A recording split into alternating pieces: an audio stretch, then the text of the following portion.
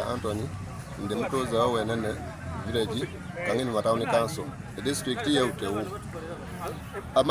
abaisuka bali kutambula olugambo ntodo kitalo kyakolere mazima olugambo lwerere kubanga omusaizo na bintu byakolere bingi tulina maizi aletera maizi yaletera amasanyalaze yaletera idwaliro nane gende kutumulira ne saa weno tumulira mu idwaliro ya musaizo ono jibeto Dr Mutono singa abata kole bintu bitusana bandi bayirenga tumunonya niyo musaizo yankana tukolere bintu byamani yatuletera amadwaliro era sana abantu bajanji wa werere bafuna wijanjabi abataka abalwaire basukali babajanjabya abalwaire ba pressure babajanjabya kuwerere n'abamisuja babajanjabya kuwerere sonzo dokita akolere ebyamani ino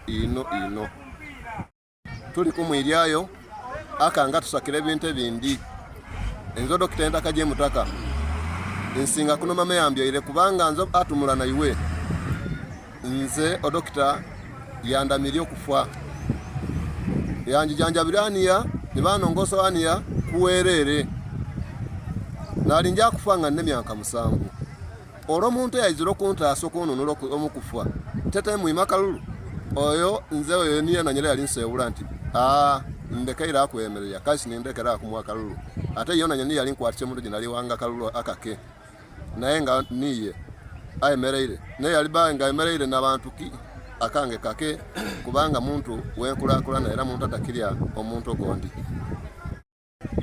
abataka banange abantu beutewu abantu bewenene abantu bekang'inima abantu bekabirai bantu bepetete bantu bekabwangasi bantu bena maizi masa puti kachuru kaujani mwembona nabe kungirire okubintu omusaizo no byakola tumwakalulu asoro kwirayo abatusakire bintu bindi omwera ko gutuko kumengo niyo jolonda tulonde Dr Mutono tumwakalulu era akange atufuge atukulembere asoro kutuletera ebisabyo ebyetraka ingaye omutuze we Kang'enima sabu county egombora ye Kang'enima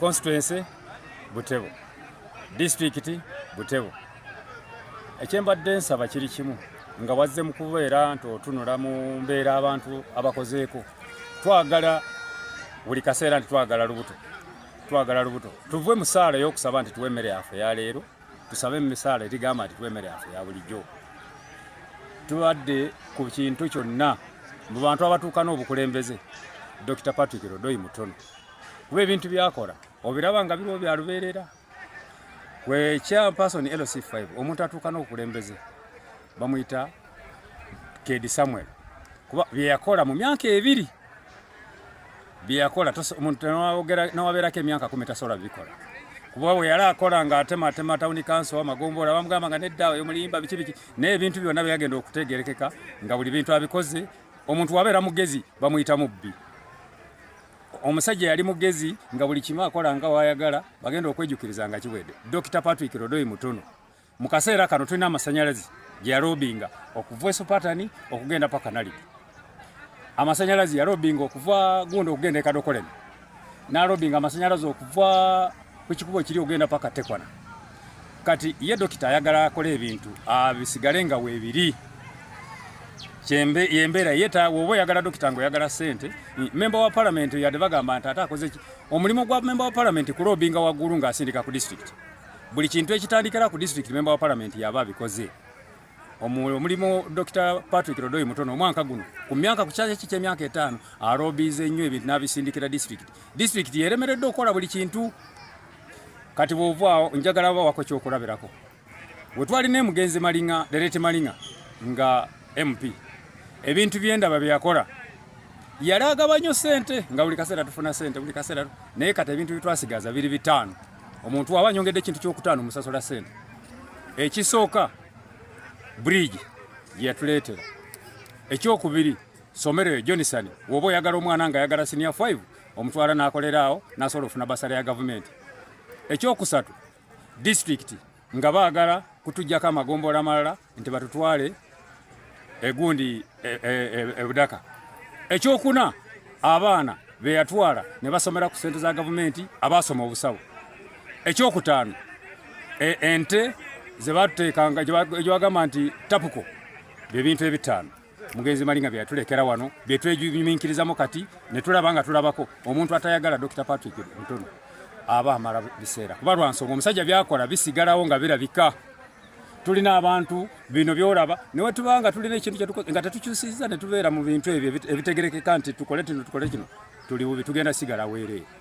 Abaana baffe tebagenda sangawo kintu kati Dr Patrick Mutono yaleeta amasanyalazi ago ne ate tetulina kye tumubanja kuba ne tufune obuzibu ku nnyimbe enziiko ze zituuka. Niwe tufuna ki buli kimu kyona kituuka. Omuntu oba afunye obuzibu buli kimu kituuka. Omuntu atagala dokita beba n'abagamba njagala okole boti ate newe kibe ekyo ne watuuka Paulo amala buli kizibu ky'omuntu.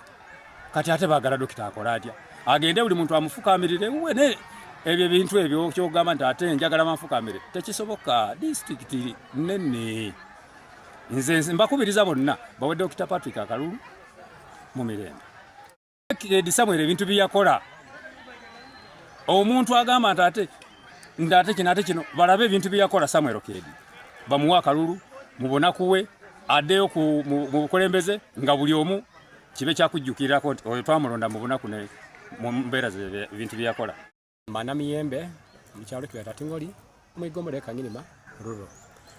Tuli ku side ya Dr Mutono Lodoi Patrick Mutono nga niye yatondera Kanyinima okufuuka ati okutwalira mu lewuto yona nangoweni. Uchango mwami oyo yazo America okuyingira mu Uganda yafuire nako banteka osigala ika. Ebintu byakolere bingi era abagwere oba abantu bewuto tusiimeka katono. Kibibi ino omuntu okubanga lisha kuwoire nengo bityo munwansi yo tinkoko. Ne dokita okuntondegi yatondere mu buto bwono. Ne kakasa nti the whole bugwere yonena akatono mamaite kakatono. Lwaking to me ntyo. Yasoke nazo yana kuba nti no abantu bange balakinga niki obujanja binali tudwaliro.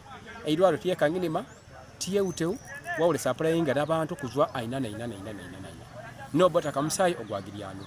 Ekyokubiri amasanyazo kuyingira mu uteu nge district Dr Mutono ni yalo sponsor. Ekyokusatu amaruba agaberenga kola nunali twanywanga n'embizi twanywanga n'ente twanywanga n'ebikere n'ebintu ebindi ne yasengejire maizi mulakika moizi ebiri omuntu abera maizi ayirire. Ekyo tumwebalye era tusiimeko. Esawa gino entumulirage olwezu yabere nabyo ambi inkoba nti nsiima omukulu omulobing obo manifesto gi alakolere wali ebintu byali ukoba nti biri muntera biri kwiza era omuntu mulaya yakoba nti waliyo ebintu byali kuteekateeka okuleeta kyevona abatukiro mulale abana bigambo byatumulala kandi nati ano olwuzi isweti tusiima tutako waabiro lwati eizo kuche ekyo kikolewe parliament ya lobinga nawe yo ku district nakolesya era nekakasa tamazira gali kuli miwago ogwo naizo okuba nti chairman of yali kulima ne alobinga lobbying niyo muntu okuwereria okuzwa okunational okuizaina ground ebintu fana tiniye abirenga kola ne tusimeka katono nze mbairenga intumulanti tingaine tuwula mukulembeze ogutwali twala etamu enu tumutolayo etamu tutwala gone ewula kubanga omuntu akoba nti tuvumbuira bagwere tuvumbira abantu beyuteunga bandakirya muntu kulya tibatakirya nkolakolana. Therefore omudukoyi Fred Oduch yabayo nga tuli kulowooza ne yana yakanga yakobantu ati ane tamu enu nkangire yonti bali bantu etengo nkangire etamu ekutegeeza tamu ndi gyendi mwenu tete byakuntoleza bakanje muntu gondi jonje nali kwawo kandi for God and my stomach odokita tumuyikiririe ketamu enu nga nindo gusembayo tukobe ndi katumugezisye nga akoba nti bintu biri munza biri kwiza tuone nike kiri kwa kubao nike kiri kwa ukolewa bingine binali tumuyire ne kansa akiriye kabanage bana Patrick Mutono, Member of Parliament for Butebo County. I'm the current Member of Parliament and I'm running again for another term, 2026 to 2031. Now, you have asked a question about last years. As you know, Members of Parliament, we do three things: legislation, budgeting, and audit or accountability. We follow up when we send you money, whether you're an organization, whether you're a university, we check. Okay. But we also individually, not every member of parliament does that, try to lobby for our people, either through budgeting or through other means. For example, when I got into parliament, we had an issue with our health center 4. So we lobbied the finance through budget, and we were able to expand our health center 4, to get an operating theater, to get a maternity, and to get staff houses for doctors. That was the first thing I did.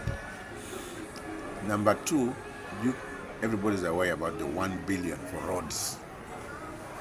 That was an initiative of members of parliament, so that everybody was crying about roads all over.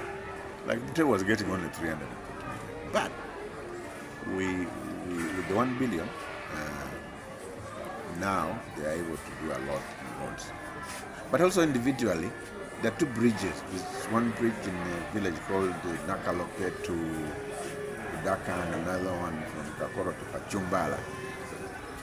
Those bridges are being done. And then there was time we had heavy rains between Tekwana and Katekwana in Kachumba, Kidongole, Kere district. That bridge is also being done. Those are lobbying efforts so that we can help our people. I'm doing electrification poles. That's ongoing. That's also an effort for me as a member of parliament. Sub-counties have been built, so many things have been, but those are individual lobbying, and money comes through budget. And even completing our administrative building, it's also about lobbying. So I think I've done a good job, but my past with development is much better. I have a hospital in my village, 60 beds. We did electrification. We protected all the springs. Actually, 70% of my people drink clean water from the wells are protected. And of course, we also brought piped water from Bali, 30 kilometers, brought electricity. So I care about my people, I care about my village, and I wanted to move up. I wanted to move out. Because we have issues of poverty, serious issues of poverty. And that's what we're going to tackle using PDM, but we want to revisit PDM to include planning, monitoring and marketing of the goods that of crops that our people produce. Number 2, PDM is not enough. We have so many young people who are aware of that. And I want to lobby government and some investors to bring an industry park. Number of factories. I'm sure that is going to absorb a lot of youth, which is going to complement PDM in terms of income. And in terms, because when these guys, girls, boys and girls, they have jobs, their purchasing power goes up. So whatever we also produce, most things are going to be what? Are going to be what? So that will be my emphasis for the next term. And that's why I'm appealing to my people. Let's take development seriously. And NRM is the mighty party, and is standing on 4 pillars: democracy, patriotism, Pan-Africanism, and socio-economic development. This number 4, socio-economic development, is an issue for me and for the people of Butebo in the next 5 years. So I am appealing to the people of Butebo, please, let's work together. Let's move away from people who talk nothing. Some people have been there 5 years and there's nothing to show. They cannot even tell anyone that during that time I did ABCD. No. And their track record of development is 0. And there are people who claim that maybe I've been away. But I've already told you, I protected springs, I have a hospital, brought electricity. Each one who uses that water, that's my energy. Each one who goes to the hospital, that is what I am present there because it was my fault. Or you pull the electricity in your house, or you did some work with it. So I am not absent. What I have done has changed lives of people, and people are living a better life. So I cannot be absent. Now I'm just planning for the next stage of development, jobs. So the argument, there are some of my colleagues, especially our NRM chairperson, the new one. She's going off course because she's the NRM chairperson. She should be fair to everybody. But apparently she has gone partisan and she's giving guidelines to people and she's insinuating that some of us have done nothing. She was totally not there when we brought electricity. Totally absent when we protected springs, provide clean water for people. Totally not there when we brought electricity. She doesn't even know that we worked on bridges. She doesn't even know that there are some roads we got budgets for in our constituency that are being done. She doesn't even know that. So we appeal to the NRM Electoral Commission. I have been an NRM chairperson since we left Palisa to become Butebo district. Now 8. Yeah, but before that, I was in Palisa on the electoral committee. We've never had divisions like this as we know. And you know very well that as today and yesterday, some couldn't speak. And this is being incited by the attitude of the NRM chairperson. We are solid behind the president, we are solid behind the NRM. But I'm afraid if something is not done, our youth may not be so keen because people are getting to be divided. As you know, today Petete event was cancelled.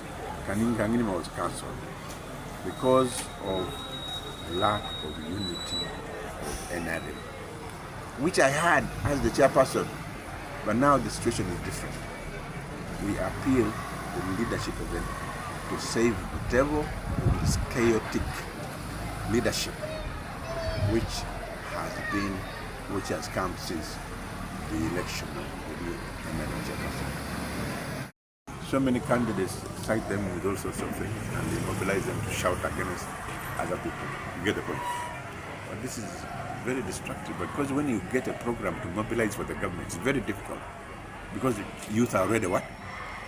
Divided. We've never had that kind of thing before. So, because as I told you, our youth need jobs. We need to help them so that they can make themselves busy.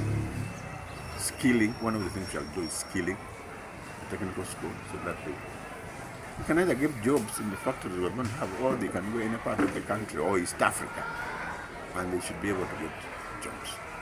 I don't blame the youth, but I know they have a lot of energy, they are restless, they need to be busy and earn something for themselves. That will be our effort for the next 5 years. For open 5, we have a number of factories, but one of them will be water bottling. Another one, it will be a mill to produce Simpson oil. The Simpson oil shall be exported. It will be purely for export. Our partners, investors, want to export. And this issue of value addition the president talks about, instead of exporting raw Simpson, we'll be able to squeeze oil out of it. But also, after the oil, whatever is left will be used to make food for animals. Fish, chicken, pigs, or even cows. Okay. Yes.